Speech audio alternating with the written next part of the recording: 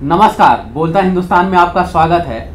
देश जब इस बात में लगा है कि नरेंद्र मोदी 2019 में पीएम रहेंगे, 2019 के चुनाव के बाद भारतीय जनता पार्टी इसी तरह से बहुमत में सरकार बना पाएगी या फिर कि कोई और सरकार आएगी, कांग्रेस की सरकार आती है या फिर भावी महागठबंधन की सरकार बनती है। लेकिन इसमें सबसे बड़ा सवाल जो उठना चाहिए वो अभी भी दबा पड़ा है कि 85% जनसंख्या दलित पिछड़ों की जो आबादी है, एक बृहद आबादी, उसके असल सवाल क्या हैं। ये नई डिबेट इसलिए भी आ गई है क्योंकि अभी हाल ही में धर्मेंद्र यादव जी ने एक सवाल उठाया कि जिस तरह से विश्वविद्यालयों में नियुक्तियां हो रही हैं वहां पर दलित पिछड़ों को क्यों दरकिनार किया जा रहा है। तो कल आपने जो सवाल उठाया, गृह मंत्री जी ने एक तरह का आश्वासन दिया है कि हम इस पर कुछ आगे ठोस कदम उठाएंगे। कितनी उम्मीद है कि मोदी सरकार आरक्षण की रक्षा करने के लिए कदम उठाएगी? देखिए, दलित पिछड़ों के आंदोलन के आगे सरकार झुके ये एक अलग बात है, लेकिन मुझे इस बात को कहने में कोई संकोच नहीं कि भारतीय जनता पार्टी के लोग दलित पिछड़ों के तमाम सुविधाओं से वंचित करने के लिए जो भी ये कर सकते थे इन्होंने किया है। चाहे ये मुद्दा जो यूजीसी के रोस्टर का आया, जिसको कल लोकसभा मैंने उठाया, और लोकसभा में उठाने से पहले मैं उनसे ही पूछना चाहता हूँ आखिर इस रोस्टर को जारी करने की ज़रूरत कहाँ पड़ गई थी।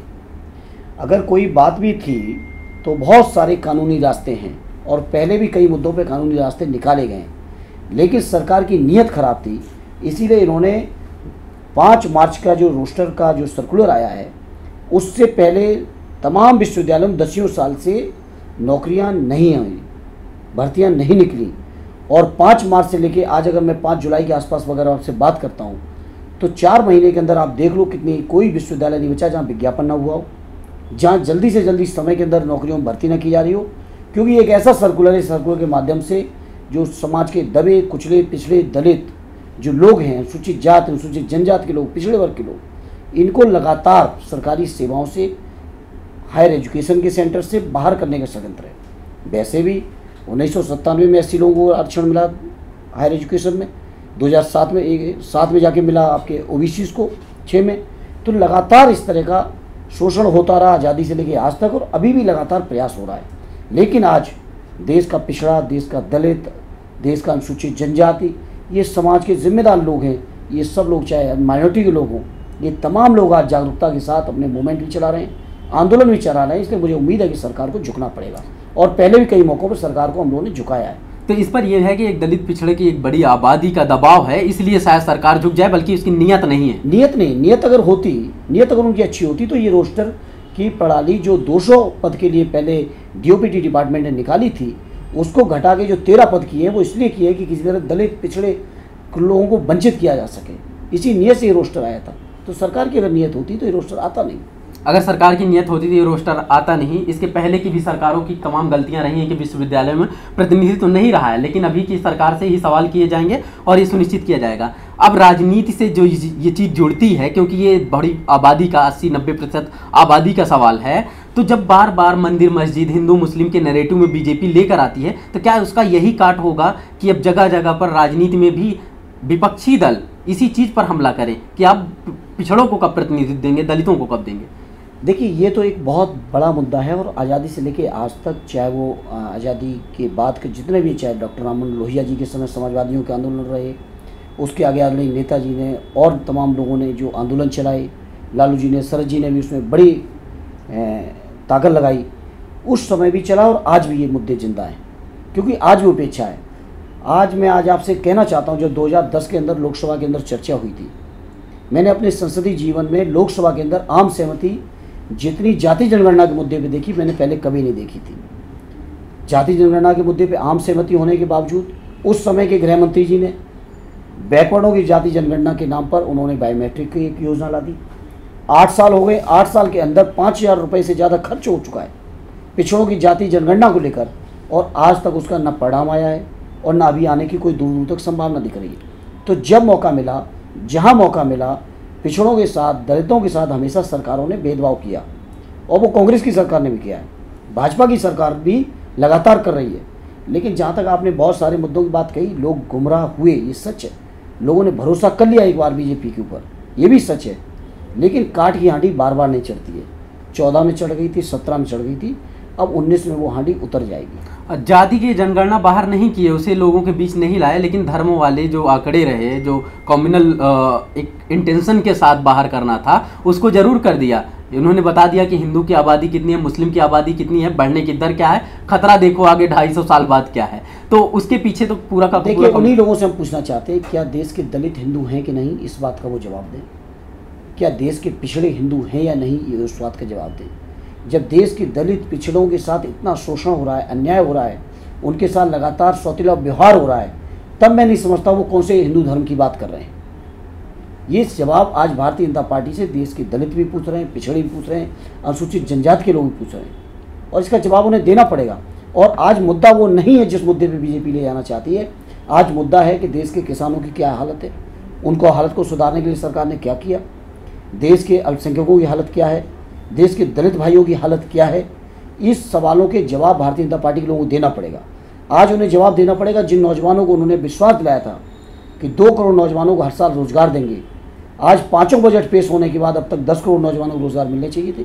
आज सवाल इस बात का है कि कितने नौजवानों को रोजगार मिला है, क्योंकि अब तो 5 बजट पेश हो गए, अब तो सरकार पे कुछ करने को भी नहीं बचा है। अगले 4-6 महीने में चुनाव की भी घोषणा होगी। तो आज सवाल ये है कि किसानों के लिए बहुत बड़ी बड़ी बातें हुई थी, किसानों की हालत क्या है। आज अकेले अगर महाराष्ट्र की बात कर लें, जो भाजपा शासित राज्य है, उसकी अगर अकेले बात करें तो हर 3 घंटे पे एक किसान आत्महत्या कर रहा है। देश के पैमाने पर अगर हम बात करेंगे तो हर इलाके में ये घटनाएं हो रही। मेरे बदायूं में कभी नहीं होती थी, उत्तर प्रदेश के इस इलाके में कभी नहीं होती थी, बदायूं में भी आज किसान आत्महत्या करने मजबूर हो रहा है। ये आत्महत्याएं पहले बुंदेलखंड तक सीमित थी, आज पूरे उत्तर प्रदेश में भी फैल रही है। तो आज ये सवाल हैं, और इस सवालों पर जनता उनसे जवाब पूछेगी, और जो बातें उन्होंने की थी 2014 के समय, आज उनको जवाब देने पड़ेंगे उनको। बिल्कुल, लेकिन जो दलित पिछड़ों का एक इक्वेशन बनता है, लगभग हर जगह एक बहुत बड़ी आबादी है, और फूलपुर और गोरखपुर का जो चुनाव रहा सिर्फ बसपा के इशारे मात्र वाले सहयोग से, जब इस तरह की लामबंदी हुई कि बीजेपी बुरी तरह से हारी, तो अगर सपा बसपा साथ आएंगे तो ये तो लगभग तय है कि पूरे प्रदेश में बीजेपी रुक जाएगी। तो इसमें दलित और पिछड़े नेताओं में अभी इतनी कन्फ्यूजन क्यों है? क्या आप उन्हें विश्वास में नहीं ला पा रहे हैं कि एक साथ ही लड़ना है? मुझे तो नहीं पता आपसे कौन कन्फ्यूज है। न समाजवादी पार्टी के किसी नेता के दिमाग में कोई कन्फ्यूजन है, न बहुजन समाज पार्टी के दिमाग में, न दलितों के दिमाग में, न पिछड़ों के दिमाग में, न इन दोनों पार्टियों के किसी समर्थक के दिमाग में। हाँ, ये वो लोग जो सोच रहे हैं कि शायद ये छीका टूटेगा गठबंधन अलग अलग होने से, वो लोग जरूर कन्फ्यूजन फैला रहे हैं लोग, लेकिन उन बातों की कोई गंभीरता नहीं है। न समाजवादी लोग इन बातों को तवज्जो दे रहे हैं। मतलब दलित पिछड़े इस बार एक साथ ही रहेंगे, बहुत मजबूती के साथ दलित भी रहेंगे, पिछड़े भी रहेंगे, अल्पसंख्यक भी रहेंगे, और समाज के वो सभी लोग रहेंगे जो इस सरकार से निराश हैं, उदास हैं, हताश हैं। जो लोग इस सरकार के झूठे वादों में उस समय आ गए थे, आज वो सब निराश हैं। आज व्यापारी निराश है। नोटबंदी और जीएसटी के बाद देश का व्यापारी पूरी तरह निराश हो चुका है। आज वो लोग जो रोजगार के लिए नौजवान खड़े थे सड़कों पर, जो तैयारी में लगे थे, वो नौजवान निराश हैं। आज भारत सरकार ने अपनी 90% सीटें घटा दी हैं। आज जो लोग 2 करोड़ रोजगार बढ़ाने की बात कर रहे थे, वो रोजगार घटा रहे हैं। वो सब लोग निराश हैं, किसान निराश है, नौजवान परेशान है। तो वो सब लोग लामबंद होकर इस बार भारतीय जनता पार्टी की सरकार को उतारेंगे केंद्र से, और एक दिल्ली के अंदर बहुत मजबूत सरकार, जो सरकार देश के दबे कुचले पिछड़े दलित किसान नौजवान बुनकर व्यापारी सभी की तरक्की और खुशहाली चाहने वाली एक सरकार दिल्ली के अंदर बनेगी। योगी के 1.5 साल हो गए, योगी की सरकार बने, उनके कार्यकाल को कैसे देखते हैं आप? पूरी तरह से असफल है।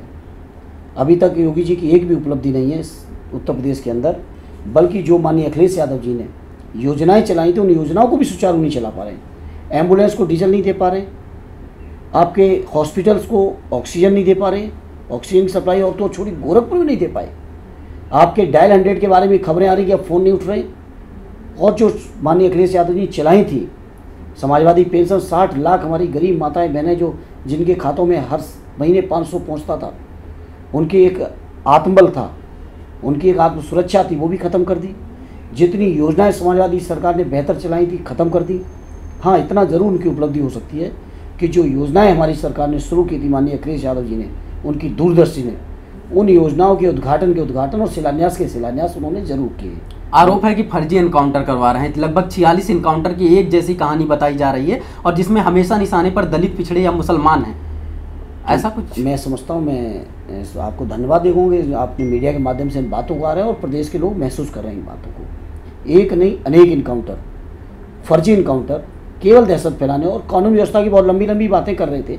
क्या हुआ अभी हमारे जिले में, संभल में, क्या हुआ प्रतापगढ़ में, क्या हुआ बागपत की जेल में? ऐसा उत्तर प्रदेश का कौन जिला है जहाँ दुर्घटनाएं, बड़ी से बड़ी संगीन घटनाएं न हो रही? क्या कंट्रोल है उनका?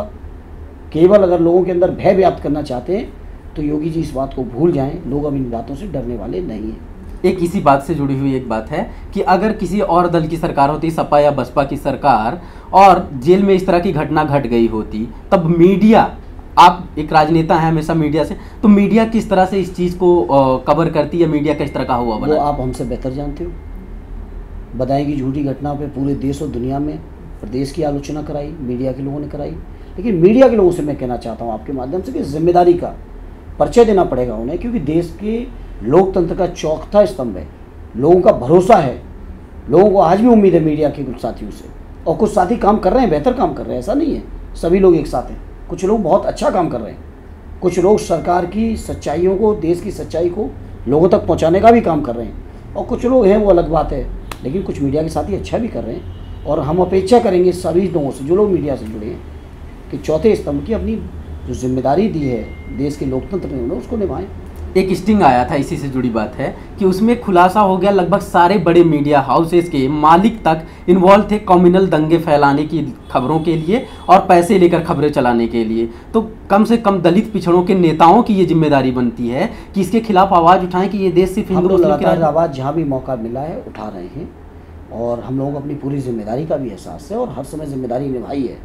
और शायद देश के लोकतंत्र को बचाने में सबसे ज़्यादा मेहनत प्रयास हम लोगों के बीच से हुआ है, क्योंकि बहुत सारे अलोकतांत्रिक काम, संविधान सम्मत काम जो नहीं भी हैं वो लोग बहुत सारे किए, लेकिन समाजवादियों ने और बहुत सारे हमारे समान विचारधारा के लोगों ने मिलकर संघर्ष करके चीज़ों को संभाला है।